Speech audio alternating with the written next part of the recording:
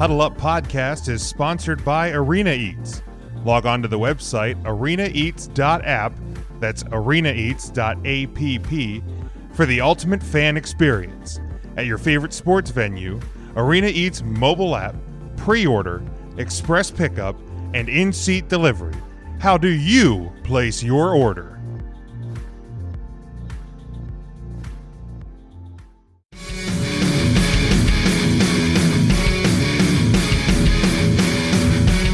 The big news, obviously, guys, this week, breaking yesterday, that the Dallas Cowboys have come to a new deal with quarterback Dak Prescott. 4 years, $160 million, 126 guaranteed. Could be worth up to 164 and up to 6 years, depending on some years that can be exercised at the end. $66 million of that is in a highest ever signing bonus. This year he will earn $75 million, which is a record for a 1 year part of the deal. Obviously, a lot of that is loaded into that signing bonus because his hit against the cap is only around 23 million. I saw last night the contract's going to average around 42 million a year. He would have been owed about 37.5 million if he was franchise tagged, which is where the Cowboys were likely to be headed if they didn't get this deal done. So they actually saved $15.5 million against the cap this year by getting this huge deal done. So the reports were prior to last season that he wanted somewhere between 35-40 million a year. They didn't come to the terms. So they franchise tagged him. We know about the injury. There was reports about a week ago that he wanted Patrick Mahomes money, and he almost got it here. So, I guess the first question is, how surprised are you that, and Dave, will start with you first. How surprised are you that the gamble made by Dak Prescott paid off for him with getting the new deal? So I'm not surprised because he's a Cowboy and Jerry does some ridiculous things. But I'm surprised that Jerry did this after the ankle injury for the sheer fact that we don't know how good the ankle is going to be moving forward. Again, you would hope that the Cowboys did some testing of some sort to make sure that he's, capable of walking, let alone running and cutting and all that type of stuff. But the other piece is, it's Dallas, so nothing really surprises you. But, it's interesting that he's the second highest paid quarterback in football, I believe, for the average of his 4 years. And yet, in my opinion, he's a mid-tier quarterback, that there's probably 10 or more guys I'd rather have quarterbacking my team if I had picked in an optimal world. So I don't mind locking him up if I'm Dallas for the amount of time. I just think they overpaid. Sean, how about you? Are you surprised that the gamble for Dak paid off? I'm incredibly surprised on Dak's front. A little less. I'm kind of with Dave, less surprised on the front of the organization. I don't think that you're going to make that kind of commitment if you haven't been in constant or semi-constant contact with the medical staff and the doctors. Yeah, I don't know. It's not like there's been a run of QB signings. The surprising part is usually when you see a contract like this, it's because someone else set the standard. And I mean, if you're setting the standard at Patrick Mahomes, I think the resume is too different to count that as a standard. I mean, you had a couple guys restructure and things like that. Obviously, Tom Brady's looking at an extension. I hear word down here is he's very close to extending beyond this year. And we'll see what those figures are. I'd imagine they're not going to be in that sort of realm. I feel like Tom's past that as far as needing to cash the paycheck. It's going to be a good amount of money. I don't think it's going to be one of those challenge the top in the league scenarios with his age. Right. But at least in Kansas City, they waited until there was a Super Bowl to the credit. Right. At least a handful of playoff wins. And last I checked, he had 2 legs at the time. So I'm not real sure I agree with it. Obviously it may have been a little bit of panic in that there was a little bit of play in the Russell Wilson sweepstakes, and there was a little bit of play in maybe we can go out and land a different guy and take some of the leverage away from Dak. And obviously those windows either required too much to open or just weren't opening. And I think you saw this feels a little bit like panic, a little bit like we better lock this guy down because, and I did see that there was the piece in there that he cannot be franchise tagged. Yes. From what I understand, at the end of this contract, either sign me again or let me go. Yeah, it can't be tagged. There's obviously a no trade clause that, I mean, if for some reason this deal isn't working out, and it's very front loaded because this year he's going to get $75 million. Next year he's due around 46. So after that, you've probably already paid about 2/3 of the contract. If it's not, I saw Jake's quote there. The TB12 never asked for that money. Knows how to build a team. The thing with Tom Brady that's even more impressive is he didn't get that money. That money was kind of post his original contract, but he got a big payday.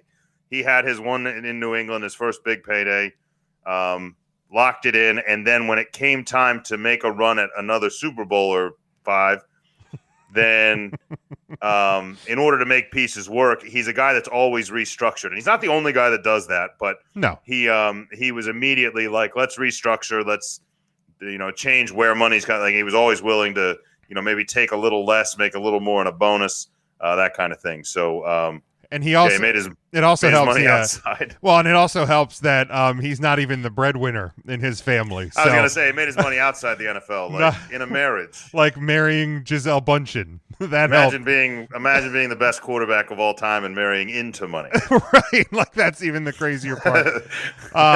Just marry into half the money that Brazil has. But for me, I look at this contract. I'm as a Cowboys fan, I'm happy. They got Dak under contract, especially with. As an Eagles fan, I'm also happy that you have Dak under contract. I mean, as a Cowboys fan, I'm happy that his cap hit is not as much against Dallas as Carson Wentz is to the Eagles this year. So it's true. We're all sorts of happy on both sides. Huddle Up Podcast is sponsored by Arena Eats. Log on to the website arenaeats.app. That's arenaeats.app for the ultimate fan experience. At your favorite sports venue, Arena Eats mobile app, pre-order, express pickup, and in-seat delivery. How do you place your order? But and as Dave and I were talking a little bit before we came on air, is the Cowboys know what they have in Dak Prescott, and the kind of the problem is, I mean, that your offensive line kind of needs some help. Obviously, defensively needs some help, but you have CD Lamb, you have Michael Gallup, you have Amari Cooper, you have Blake Jarwin, you have Ezekiel Elliott, you have the backup running back Pollard. So you have all these weapons on the offensive side of the ball that basically went this past year wasted. Once Dak went down, Andy Dalton gets sick with COVID, and you're starting Ben Narduzzi and Cooper Rush and Joe Smith, the beer vendor from Section 100. So you went a whole year kind of wasting some unreal talent. You know what you have in Dak Prescott, and is the contract value high? It absolutely is. Also, it's market driven. 2 years ago, this deal was $10-15 million less. If you wait another year and spend $37.7 million on the franchise tag, the contract, instead of being $42 million a year, might be $46 million a year, $47 million a year. And Dak, by getting hurt, almost proved his value to the team because he was on a record pace through the first couple of games. And obviously, you're out there gunslinging because your defense can't stop anything or couldn't, especially at the early part of the year. So, yes, the contract's high, and I can understand why some Cowboys fans are frustrated. But, ultimately, I think this is the right move because you can talk about how many different quarterbacks in the league that you would like to see quarterbacking the Cowboys. However, how many of those guys are realistic options? Are you going to be able to make a deal to bring in Watson? Would you be able to bring in Russell Wilson on a deal? And I don't think the Cowboys have the capital on that team to make a deal to bring either of those guys in. And Rodgers isn't on the move. Brady's not on the move. Mahomes obviously not on the move. So when you start to go through the list of guys that you want as your quarterback, I think you very quickly run out of guys that you're capable of bringing in. So, for me, I do look at this and then you do bring into question, can he rebound from this? And yeah, I don't think you make the deal if you don't have some sort of a sign that he's going to be. I don't know if you ever get back to 100% after snapping your ankle in the nature that he did, but the injury 10 years ago probably would have been near career ending. Now he's back. So, I do think that the Cowboys were able to get him under contract when they had to. You didn't want him to go and cost 37 against the cap this year. Jake here says they don't have the best O-line in the league anymore. Is that a problem money-wise? And the problem with the offensive line, this is another thing Dave and I were talking about, is when healthy, that starting five is one of the better offensive lines in the league. It's not the best anymore, but you don't have any depth. So the task on the Cowboys now, between where we're sitting here at the beginning of March and when the NFL season begins, is finding ways to bring in guys to add depth to your offensive line, because you're not going to. Well, they're going to need to, because a lot of those guys, aging more, and the trouble with offensive linemen, when you start to have injuries with your legs, is they tend to reoccur, whether it's season enders or even just a game here or there. The trouble with even a game here or there is you're playing patchwork, you're moving guys around, right. And you run into a situation that may have caused, similar to what may have cost the Chiefs back-to-back Super Bowl bid this year. Right. It definitely was evident especially when you're playing against teams with a good pass rush, which, in the division that they play in with, even Philadelphia, that's one thing that wasn't a problem for them. Washington had one of the better ones in the NFL, especially in the second half of the year. And the Giants, I think they have a decent pass rush. They have guys that line up at the line. Right. We do know that. At the very least, there's someone that you have to block. And you play Tampa Bay. You play Tampa Bay this year. Yeah, everybody in the division plays Tampa this year. So that's it's just kind of one of those scenarios where you don't want to be doing that. So if you're gonna, the one thing with locking Dak up and not having to play the quarterback carousel game anymore is you kind of know where you're at. If you can restructure some deals here or there, maybe use the draft. I know there's a lot of holes on the defensive side of the ball they can go after, but if there's a solid offensive lineman that you have high on your board there, where the Cowboys pick, there's a chance you could end up with something there or something in free agency. So I definitely think that's your next shopping point if you're Dallas.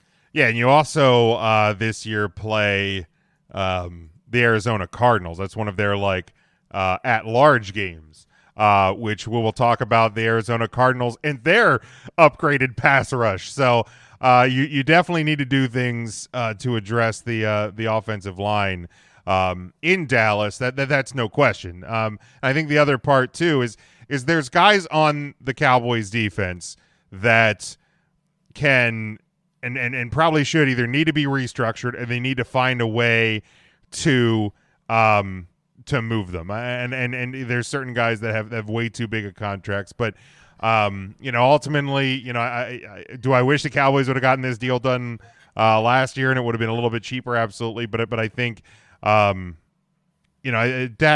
feels like the right guy, and they will, they will now have to work with what they have and try to build something around him to make sure that they have the team that's ready to go and not going to cost them again next year.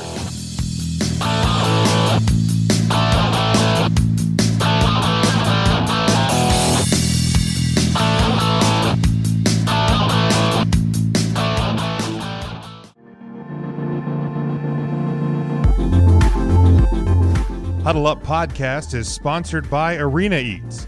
Log on to the website arenaeats.app, that's arenaeats.app, for the ultimate fan experience. At your favorite sports venue, Arena Eats mobile app, pre-order, express pickup, and in-seat delivery. How do you place your order?